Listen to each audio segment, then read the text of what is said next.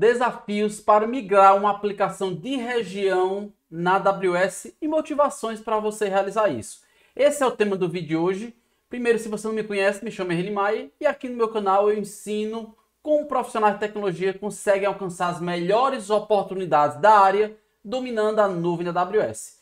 E se você tem interesse nesse tema, migração de região, um tema muito sensível e que dificilmente você vai encontrar esse tipo de conteúdo aqui no YouTube, já deixe seu like e também se inscreve no canal, pois isso ajuda muito a eu ter a consciência que esse tipo de conteúdo é algo que interessa para você. Bom, primeiro, qual o contexto para esse conteúdo? Recentemente no meu cliente, eu vi que ele tinha uma aplicação rodando na região de São Paulo. Para quem trabalha com nuvem, sabe que serviços que rodam no Brasil são naturalmente mais caros. Então, qual é a saída? É você levar o seu serviço para rodar nos Estados Unidos, que é uma das regiões mais baratas da AWS. E por que eu vou levar para a região dos Estados Unidos? Primeiro, por ser mais barato. Segundo, você consegue entregar ela com a mesma performance que ela estaria rodando em São Paulo. Tem mecanismos para você conseguir fazer isso, tá? Então, o grande motivador é custo. Só que nesse processo de custo, você vai ter isso depois de realizada a migração. Só que durante o processo de migração você tem inúmeros desafios. Então esse é o tema que eu quero abordar nesse vídeo. Os desafios envolvidos e como contornar eles de forma simples, dominando a nuvem da AWS. Então eu vou compartilhar minha tela para que a gente possa bater um papo sobre esse assunto. Se você está começando, Henrique, estou começando agora, primeiro conteúdo que eu vejo seu. Vale a pena você ver esse conteúdo. Por quê? Porque para quem está começando, é importante conhecer as possibilidades e o poder de você ter domínio de uma nuvem, tá? Se a gente pensar, eu trouxe aqui um board para que eu possa fazer um desenho e a partir daí a gente construir aqui a nossa linha de raciocínio, tá? Ó, vou colocar aqui minha imagem para não estar na frente. Deixa eu colocar aqui um risco aqui. Pronto. Aqui é a minha imagem para não ficar na frente de vocês. Então vamos lá. Primeiro, vamos imaginar a nossa região aqui, tá? Pessoal, aqui eu vou comentar muitos pontos, vou falar bastante, portanto, não avance esse vídeo, tá? Procurando a parte que vai ter um desenho, alguma coisa, senão você vai se perder, certo? Vou falar muito aqui e são assuntos bem sensíveis, então é importante que você preste atenção em tudo que eu comentar aqui nesse vídeo, tá? Primeiro, vamos imaginar que nós temos aqui a nossa aplicação, tá? Vou colocar aqui um desenho para simbolizar a nossa aplicação na região de São Paulo, tá? Vou colocar aqui, essa aplicação tem diversas etapas. Eu vou trazer aqui duas etapas dessa aplicação, melhor, três. A etapa da aplicação web, a etapa do banco, que aqui é utilizando o RDS, e a etapa dos assets, dos arquivos, utilizando o S3, certo? Você diz, Henrique, eu entendi, vai ficar mais barato se levarmos essa aplicação para a Virgínia, para os Estados Unidos. Agora, qual é o problema em eu levar essa aplicação para a Virgínia? Primeiro, como é que eu vou pegar esse banco e colocar ele aqui? Como é que eu vou pegar esses arquivos e colocar ele aqui? Essa aplicação web você pode imaginar até a forma mais simples de colocar ela aqui. Basta você pegar e fazer o deploy dela aqui na Virgínia. Só que, como seria esse processo? O que é que você faria com um banco? Tente pensar com o seu conhecimento de hoje. Você pegaria esse banco, faria um backup dele, restauraria ele na Virgínia? Se fosse um banco de 500 gigas, por exemplo, qual seria o downtime da sua aplicação? E se eu mostrar para vocês um cenário que foi o nosso cliente, onde a gente fez isso sem gerar downtime? A gente tirou a aplicação de São Paulo, colocou ela na Virgínia, sem gerar downtime. E como fazer isso? Então, vou começar explicando aqui como seria uma possibilidade para que vocês possam ter esse conhecimento e esse discernimento, tá? Aqui eu quero explicar os serviços envolvidos para que vocês possam ver como é importante você ter o domínio de uma nuvem. Se você não tem um domínio, você vai buscar as soluções tradicionais. O que seria uma solução tradicional? Você pega esse banco, você baixar ele, fazer o download dele, fazer um backup dele, fazer um dump dele e restaurar ele aqui, tá?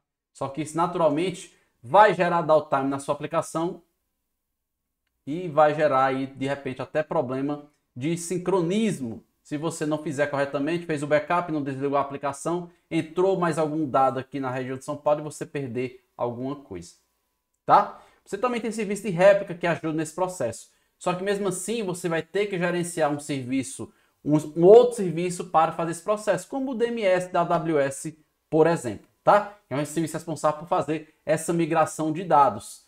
Mas você conhecendo bem o serviço AWS, no caso aqui estamos falando do RDS,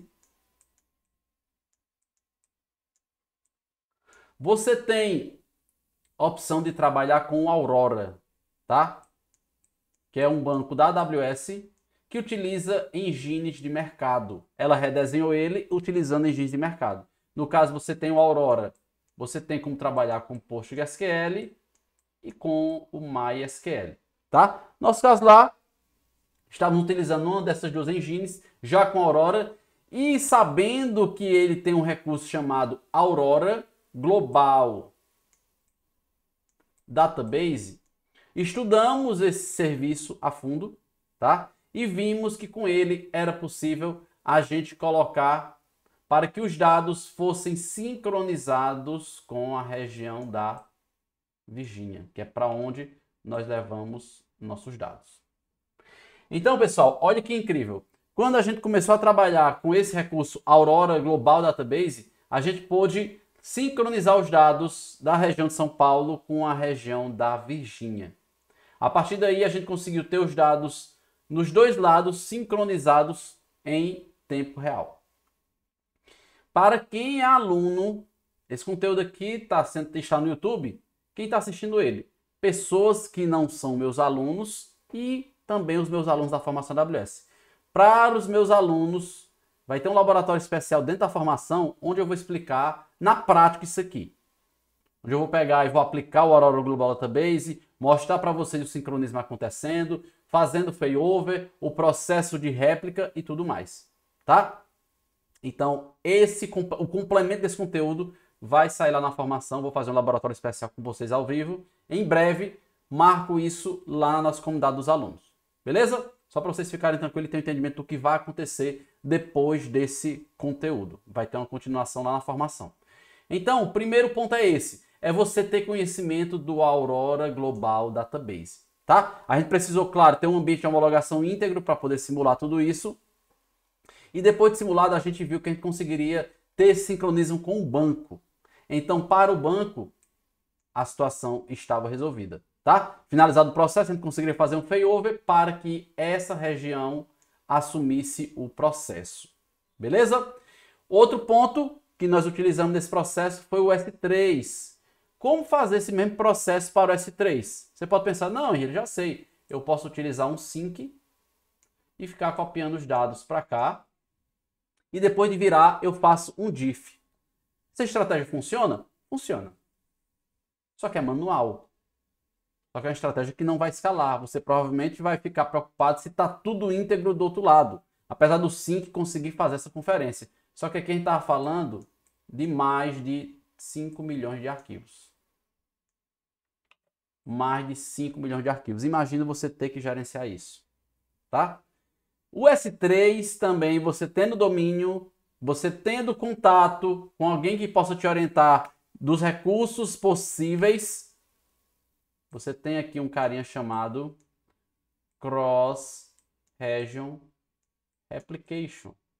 Olha só que incrível, pessoal. Com o Cross Region Replication, você consegue dizer para ele fazer esse sincronismo para o S3.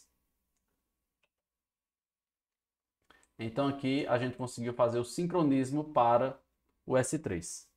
Dessa forma, a gente conseguiu trazer os dados do ponto A para o ponto B. E dessa forma, depois de feita a virada do ambiente, o usuário estava apontando, aqui estava o nosso usuário, estava apontando para cá, e depois, em certo momento, cortou e passou a apontar para cá. Então, depois de fazer a virada, nós cortamos esse fluxo. E aqui, depois de terminar no S3 também, nós cortamos esse fluxo, apagamos os dados e desligamos o banco em São Paulo. Tá? Lógico, para que isso funcione, tem outras técnicas. Nós colocamos CDN no processo, colocamos outros recursos envolvidos aqui, tá? Mas ficaria um pouco longo explicar todos os detalhes aqui, porque se eu for falar de CDN, vai ter que explicar os processos de origin, behavior, os apontamentos que nós fizemos, mas tem outros recursos envolvidos aqui, tá? Lá na formação vai explorar um vídeo mais completo para trazer esses detalhes, inclusive mostrando na prática. Mas os pontos que eu queria colocar era o conhecimento que você precisa ter sobre esses serviços que nos proporcionam tranquilidade e facilidade nesse processo. A Aurora Global Database foi um serviço estratégico para esse processo. Cross Region Replication foi outro serviço estratégico para esse processo, onde a gente conseguiu fazer com que tudo funcionasse do lado B, praticamente sem nem tocar nos dados do outro lado. Tá? Não precisou fazer processo de dump, não precisou fazer nenhum fluxo manual, não precisou parar o serviço e tudo funcionou de forma sincronizada. Claro, a importância do ambiente de homologação aqui foi fundamental porque ele nos permitiu que esse processo conseguisse ser todo simulado nesse ambiente com tranquilidade para depois só aplicar aquele processo em produção. Show, galera? Então, recapitulando rapidamente, nossa aplicação web, o que é que foi feito? Fizemos o deploy dela na região da Virgínia. Uma vez montada na região da Virgínia, montamos, claro, toda a rede, a estrutura de VPC, subnets, NAT Gateway, etc. VPC Endpoints, etc. Depois disso, levantamos o banco através do Aurora Global Database. Criamos o bucket, habilitamos o Cross Region Replication. Depois disso, fizemos a virada, utilizando o CDN também aqui para nos ajudar nesse processo. E depois desligamos a conexão, o fluxo, depois de feita a virada, o fluxo que acontecia entre a região de São Paulo e a região da Virgínia, uma vez que ela assumiu o processo. E lá na região de São Paulo, depois de finalizado tudo, esperamos aí algum tempo, as 48 horas, e apagamos os dados de lá. A aplicação web é irrelevante, ela pode estar deployada dos dois lados, desde que ela não esteja recebendo requisição e mandando nenhum fluxo para nenhum local. Então, com isso, conseguimos fazer a virada. Tem muito mais etapas aqui, mas trazer esses dois pontos eram os pontos que eu queria destacar, pois eles mostram a importância de você ter domínio desse serviço para saber explorar bem o recurso e não ficar fazendo, digamos assim, como dá na sua cabeça, pegar backup de um lado, fazer sync para o outro, e operações que trazem risco para esse processo. Show, pessoal? Bom, se você chegou até aqui, eu já quero também aproveitar e deixar para vocês, aqui na descrição desse vídeo, um convite para o meu próximo evento. De tempos em tempos, eu realizo um treinamento gratuito chamado Bootcamp Imersão AWS. Nesse treinamento, eu mostro os primeiros passos de como alcançar as melhores oportunidades de tecnologia dominando no AWS, através de um projeto prático e cheio de desafios durante o treinamento, tá? No final desse treinamento gratuito, eu falo sobre o meu treinamento pago, tá? Isso aqui eu já quero deixar claro.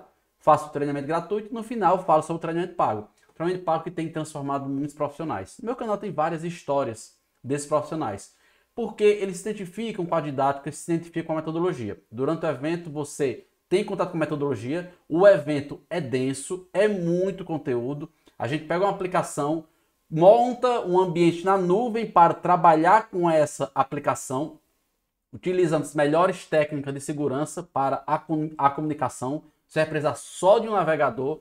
A gente vai mostrar como trabalhar com Docker com essa aplicação, colocar ela para rodar num serviço de gerenciamento de container na AWS, colocar ela para alta disponibilidade, build, deploy sem downtime, escalabilidade e muito mais. Isso só no evento gratuito. Aí no final do evento, falo sobre o treinamento pago. Aí o treinamento pago ele vai muito além. Você vai ter contato com inúmeros desafios, vai ter um processo de mentoria na sua entrada na formação, vai ter uma comunidade rica com mais de 200 alunos que estão em busca do mesmo propósito. É realmente transformador.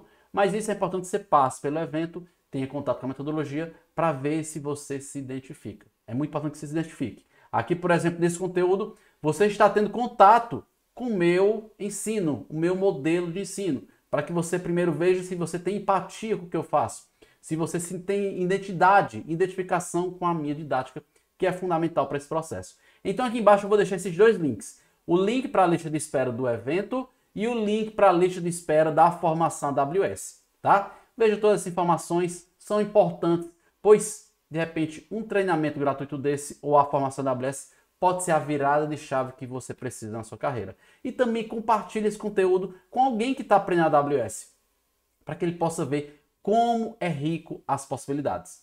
É muito mais do que subir só um EC2, é muito mais do que subir só um RDS, é muito mais do que entender a comunicação entre um EC2 e um RDS e um S3, por exemplo. Aqui a gente está falando de conteúdo mais profundo, que fala de problemas práticos de mercado e solução. Esse problema aqui que eu falei era relacionado com custo. Essa migração proporcionou ao meu cliente uma redução de 30% a 40% na sua fatura. Isso todo mês. Beleza, galera? Então com isso eu encerro esse vídeo por aqui. Deixe seu like, se inscreva no canal, compartilhe com um amigo e vejo você no próximo vídeo.